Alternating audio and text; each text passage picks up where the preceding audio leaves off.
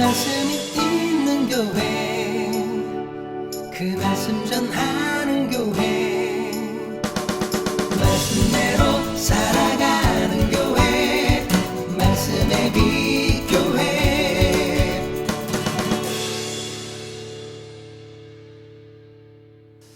오늘은 라떼는 마리아라는 제목으로 함께 말씀을 나누고자 합니다. 너무 잘 아시는 말이죠. 라떼는 마리아. 예전에 라떼는 꼰대라고 하죠. 요즘 MZ세대에서 꼰대력을 측정하는 말 중에 하나가 라떼는 마리아입니다. 이스라엘과 블레셋 사이에 전쟁이 있었습니다. 블레셋 진영에서 골리앗이라고 하는 장수가 나와서 이스라엘을 모욕하죠. 너희 중에 나와 맞서 싸울 사람이 있으면 나와봐라 라고 무려 40일 동안 이스라엘의 군대를 모욕하지만 아무도 나와서 골리앗을 상대하지 못합니다. 왜냐하면 골리앗이 어마어마한 장수였기 때문입니다. 40일 동안 주야로 나와서 이스라엘 군대를 모욕하고 있지만 아무도 나서지 못해요. 그래서 사울 왕이 포상으로 많은 재물을 주겠고, 만약에 골리앗을 죽이면 많은 재물을 주겠고, 자기의 딸을 아내로 주겠다. 그리고 그의 아버지의 집은 이스라엘에서 세금까지도 면제해 주겠다라고 엄청난 포상을 내걸었지만 나서는 사람이 없어요. 왜요? 그만큼 골리앗의 위세가 대단했기 때문입니다. 이때 다윗이 아버지 이새의 명령을 받고 그 전장으로 향하죠. 이것을 가지고 가서 형들의 전쟁터에 나가 있는 형들의 안부를 알아가지고 와라. 그래서 다윗이 아버지의 명령을 따라서 전장에 이르게 됩니다. 그리고 그 모습을 보게 되죠. 골리앗이 이스라엘의 군대를 모욕하고 있는 모습, 아침 저녁으로 나와서 모욕하는 그 모습을 봐요. 그런데도 아무도 맞서 나가 싸우지 못하는 이스라엘 군사들의 처참한 모습을 보게 돼요. 그리고 그러면서 골리앗과 이스라엘 백성들의 모습을 보고 또 뭘 듣냐면 이스라엘 백성들이 하는 얘기를 듣죠. 골리앗을 죽이면 이스라엘의 치욕을 제거하는 사람에게는 어떠한 대우를 하는지, 그 사람들이 사울이 내걸었던 포상에 대한 이야기를 하는 것도 들어요. 그래서 다윗이 그 얘기를 듣고 그 사람들에게 물어보죠. 이 골리앗 사람을 죽이면 어떠한 대우를 하는지, 그리고 이 할례 받지 않은 블레셋 사람이 누구이기에 하나님의 군대를 모욕하느냐, 마치 자신이 나서서 골리앗을 물리칠 것처럼 이야기합니다. 다윗의 이와 같은 모습을 보고 세 가지 반응이 나타납니다. 다윗이 뭐예요? 골리앗을 죽인 사람은 어떻게 포상하느냐, 그리고 하나님의 군대를 모욕하는 이 사람을 왜 가만히 두느냐, 내가 나가서 죽이리라, 마치 이와 같이 말하는 걸 보고 세 가지 반응이 나타나는데, 첫째는 뭐예요? 백성들입니다. 전과 같이 말합니다. 자, 27절 말씀입니다. 백성이 전과 같이 말하여 이르되 그를 죽이는 사람에게는 이러이러하게 하시리라 하니라. 그들은 다윗이 그렇게 얘기하고 다윗이 그렇게 말하는 것을 듣고 뭐 이렇다 저렇다 하는 표현이 없어요. 그냥 전과 같이 이러이러하게 다시 그 얘기를 그대로 이어갈 뿐이에요. 다윗의 모습에 어떤 평가가 없습니다. 하지만 두 번째 반응은 다릅니다. 다윗의 맏형이었던 엘리압은 다윗의 모습을 보고 화를 내죠. 자, 28절 말씀입니다. 큰형 엘리압이 다윗이 사람들에게 하는 말을 들은지라 그가 다윗에게 노를 바라여 이르되 내가 어찌하여 이리로 내려왔느냐, 들에 있는 양들을 누구에게 맡겼느냐, 나는 내 교만과 내 마음의 완악함을 아노니 내가 전쟁을 구경하러 왔도다. 이게 다윗의 형 엘리압의 반응입니다. 백성들은, 다윗과 말하는 백성들은 다윗이 그렇게 말하는 것을 듣고도 뭐 이렇다 저렇다 할 평가가 없어요. 전과 같이 그대로 그냥 이런저런 얘기들을 함께 하고 있는데 다윗의 형 엘리압은 그 모습을 보고 화를 내요. 전쟁에 나올 나이도 안 돼서 아직 어린 자가, 어린 소년에 불과한 다윗이 지가 뭐라고? 형들도 나서지 못하고 이스라엘 백성들 중에 아무도 나서지 못하는데 마치 골리앗을 자기가 이길 수 있는 것처럼 그렇게 호기롭게 얘기하는 걸 보고 못마땅한 거예요. 어디 네가 나서서 그렇게 하느냐? 양떼는 누구에게 맡겨놓고 와서 전쟁 구경하러 왔느냐라고 화를 내면서 책망하고 있습니다. 이게 두 번째 반응입니다. 또 한 사람, 세 번째 반응은 누구예요? 사울 왕입니다. 다윗의 그 말을 들은 사울 왕은 다윗을 부릅니다. 자, 오늘 보면 31절 말씀입니다. 어떤 사람이 다윗이 한 말을 듣고 그것을 사울에게 전하였으므로 사울이 다윗을 부른지라요. 누군가 다윗이 그 말하는 것을 듣고 사울 왕에게 전하자 그 소식을 듣고 사울이 다윗을 불렀어요. 왜 불렀을까요?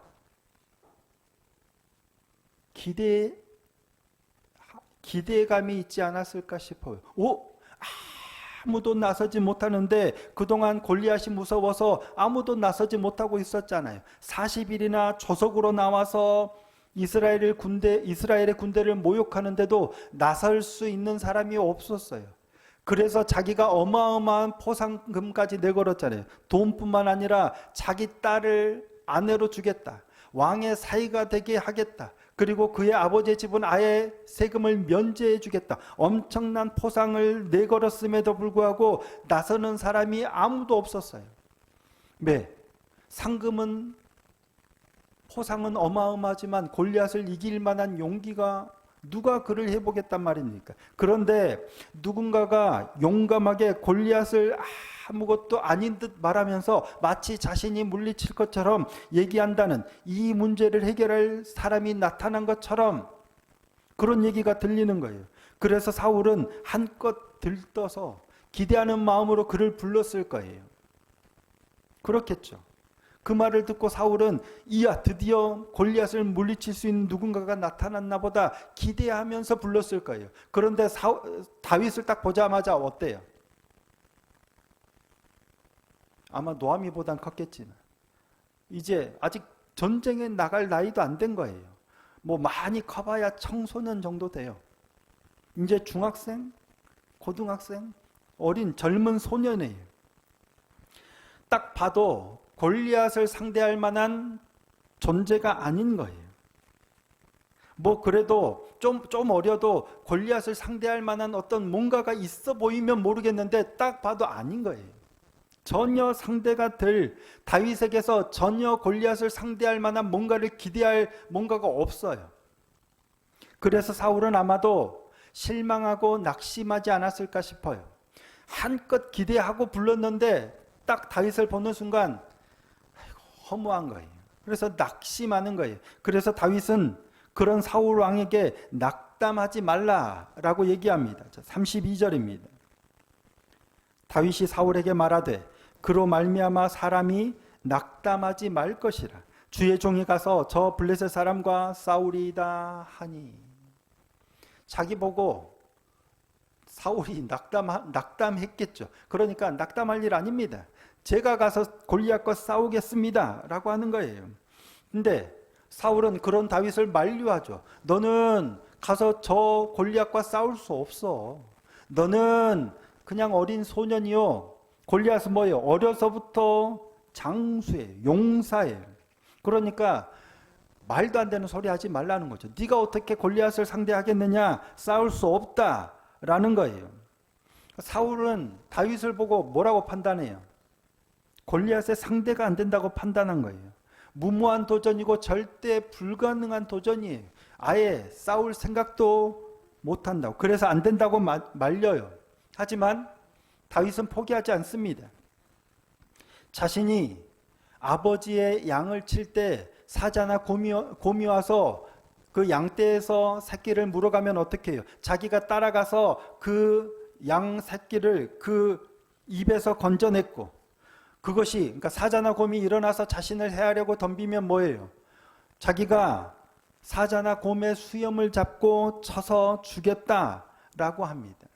그러면서 자기가 사자와 곰도 쳐서 죽였은즉 하나님의 군대를 모욕하는 이 할례받지 않은 블레셋 사람이리이까 자기가 나가서 쳐서 죽이리이다. 그 사자와 곰과 같이 될 것입니다. 라고 말합니다. 그러면서 하나님께서 자신을 사자와 곰의 발톱에서 건져내신 것처럼 이 블레셋 사람의 손에서도 건져내실 것이다 라고 합니다. 그러자 사울이 바뀝니다.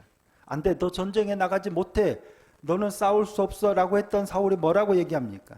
가라. 무슨 말이에요? 가서 골리앗과 싸우라 라고 허락한 거예요.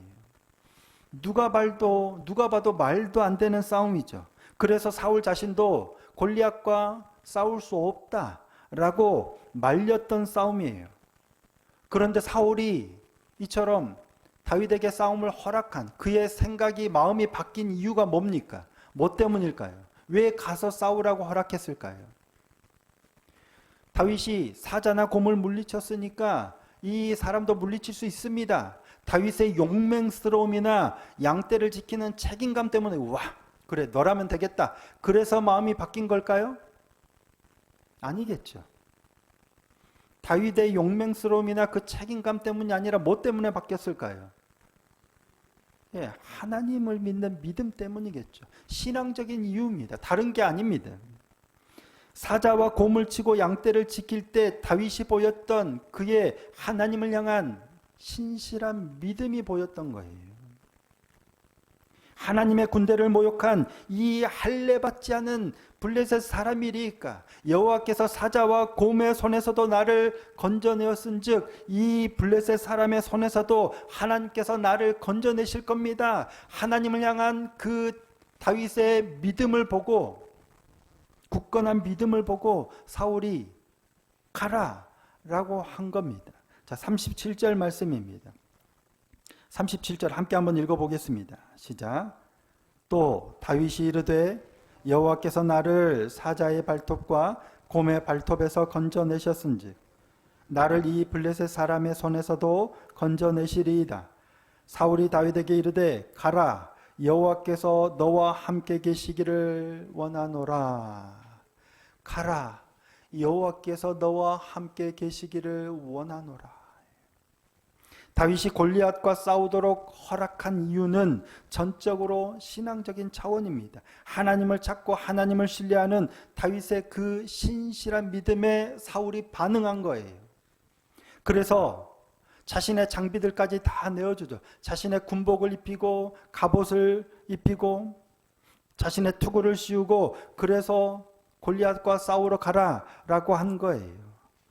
전쟁터에서 왕이 자신의 군복과 칼을 내어준다는 건 어떤 의미일까요? 그만큼 그를 신뢰한다는 거겠죠. 그에게 맡기고 그를 믿는다는 의미겠죠. 다윗에게서 보인 하나님에 대한 신앙에 사울은 그만큼 큰 감명을 받은 거예요. 그리고 사울도 어쩌면 그 믿음에서 다윗의 하나님을 향한 믿음에서 승리를 확신했을 수도 있습니다. 자신도 그런 경험이 많잖아요. 사울이 그냥 왕이 된 게 아닙니다. 사무엘을 통해서 하나님의 택하심을 입었고 자기도 소를 이끌고 밭을 갈고 오는 길에 하나님의 영에 크게 감동돼서 놀라운 일들을 전쟁에서 수도 없이 승리했던 사람이 사울이에요. 그래서 여호와 하나님이 함께 하시면 얼마든지 그런 놀라운 일을 이룰 수 있다라고 믿음이 들었어요. 확신이 들었어요. 그러니까 다윗에게 가라 그러면서 자신의 군복과 무기를 내어준 것 같습니다. 하지만 다윗은 칼을 군복 위에 차고 시험적으로 걸어보다가 불편해서 그것들을 벗어놓고 차라리 자기의 제구에 시냇가에서 매끈매끈한 돌 5개를 넣고 자기가 늘 사용하던 물매를 들고 나갑니다. 자, 39절 40절입니다. 다윗이 칼을 군복 위에 차고는 익숙하지 못하므로 시험적으로 걸어보다가 사울에게 말하되 익숙하지 못하니 이것을 입고 가지 못하겠나이다 하고 곧 벗고 손에 막대기를 가지고 시내에서 매끄러운 돌 5을 골라서 자기 목자의 제구 곧 주머니에 넣고 손에 물매를 가지고 블레셋 사람에게로 나아가니라. 아멘. 사울은 모든 백성보다 어깨 위만큼 더 컸던 사람이에요. 그러니까 키가 굉장히 컸던 사람이죠. 다윗이 장성한 남자라고 해도 아마 사울보다 등치가 작았을 거예요. 더구나 다윗은 아직 소년입니다. 덜 컸어요. 그러니 사울의 군복이나 갑옷이 그에게 컸을 겁니다. 그래서 사울의 장비가 크고 불편했을 거예요. 평소 다윗이 그런 군복이나 뭐 이런 갑옷이나 이런 투구에 익숙했다고 하더라도 불편했을 거예요. 그런데 다윗은 그런 장비를 차본 적이 없어요. 그냥 양이나 치던 목동이었기 때문이죠. 안 그래도 익숙하지 않은데 사울의 장비들은 커요. 그래서 불편해요. 근데 만약에 다윗이 조금 불편해도 왕이 내어준 장비라고 그것을 입고 그 칼을 차고 만약에 나갔다면 골리앗을 상대할 수 있었을까요? 없었을까요? 없었겠죠. 행여 혹 하나님이 그럼에도 불구하고 다윗을 통해서 이기게 하실 수는 있었을 수도 있습니다. 하지만 아마도 그랬다면 다윗은 골리앗을 상대하기 너무 어려웠을 거예요. 불편하잖아요. 어떻게 칼로 뭐 어떻게 골리앗의 상대가 되지 않았을 겁니다. 다윗에게는 오히려 본인에게 익숙한 사자와 곰을 쫓아내고 쳐서 죽일 수 있었던 물매가 훨씬 익숙했어요. 그리고 결국 다윗은 그 물맷돌로 골리앗을 때려 눕히고 골리앗의 칼을 뺏어서 골리앗의 목을 베어 이기게 되죠. 사울이 준 장비들은 오히려 장애가 됐을 겁니다. 그러면 사울은 자신의 갑옷과 자신의 칼을 왜 내어줬을까요? 다윗을 불편하게 하려고 그랬나요? 아니죠. 사울이 자신의 장비들을 다윗에게 내어줘서 입힌 건 불편하라고 내어준 게 아닙니다. 신앙적인 감동을 받고 싸워서 이길 수도 있겠다. 하나님이 너와 함께 하시니까 나가서 싸워라. 그리고 도움을 주려고 자기의 가장 아끼는 장비들을 내어준 거예요. 그런데 도리어 그건 다윗에게 방해만 될 뿐입니다. 익숙하지 못함으로 불편함만 더했을 뿐만 아니라 하나님을 의지하려는 다윗의 그 믿음까지도 무너뜨리는 계기가 되는 거예요. 다윗이 지금 나아가서 골리앗과 싸우려고 하는 것은 칼과 어떤 장비를 의지하는 게 아니에요. 하나님을 의지하며 나아가는 거예요. 그런데 사울이 제공하고 있는 건 뭐냐면 하나님을 의지하게 하는 게 아니라 다른 무언가를 의지하게 하는 통로가 될 수 있다는 거예요. 장애물이 될 수 있다는 거예요. 다윗의 신앙 때문에 허락한 싸움에서 사울은 지금 세상의 가치와 세상의 방식을 제공하고 있는 겁니다. 영적 싸움에서 도리어 신앙을 방해하는 어떤 것을 제한하고 있었던 거예요. 왜? 사울에겐 그게 익숙했으니까요. 그리고 자기는 적어도 전쟁에서 그러한 것들로 그래야만 승리한다 생각했고 그것들로 승리해 왔기 때문이에요. 블레셋 군사들, 수많은 어마어마한 블레셋 군사들 숫자 앞에 우리 작은 군사들 때문에 감히 나서지도 못했죠. 골리앗이 나와서 그렇게 하는데도 딱 보면 상대가 안 되잖아요. 늘 사울은 그러한 것들로 전쟁에서 승리한다 생각했고 그러한 것들로 승리해 왔다라고 여겼기 때문입니다. 그것에 익숙해요. 그러니까 분명 지금은 영적인 싸움이고 신앙적으로 승리에 대한 확신을 얻었음에도 불구하고 자신에게 익숙한 세상의 방식이나 가치로 승부를 보려고 하는 거예요. 만일 다윗이 나는 그거 불편해서 안 되겠습니다. 내 거 그냥 가지고 나가겠습니다 라고 했을 때 사울이 아니야 나 때는 말이야 를 시전했다면 어쩌면 다윗은 곤경에 처했을지도 모릅니다. 오늘 우리에게도 이런 모습이 얼마나 많을지 모르겠습니다.